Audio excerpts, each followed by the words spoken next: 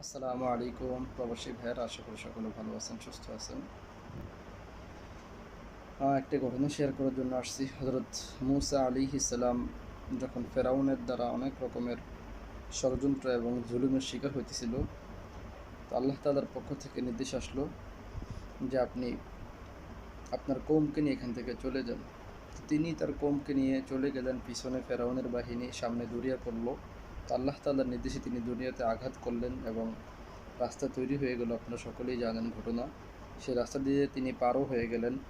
তো পিছন থেকে ফেরাউন যখন আসলো এবং রাস্তা দেখলো, আহ, সে সেই রাস্তাতেই নেমে পড়লো আল্লাহ তাআলার কুদরতি রাস্তায়, এবং পানি দ্বারা আল্লাহ তাআলা ফেরাউনকে ধ্বংস করে দিল। ঘটনাটা বলার কারণ হচ্ছে যে জালেমদের কখন কোথায় থামতে হবে তারা তাও জানে না। যখন সে তার নির্দিষ্ট জায়গা না থামবে, তখন আল্লাহ তাআলার আযাবের দ্বারা সে ধ্বংস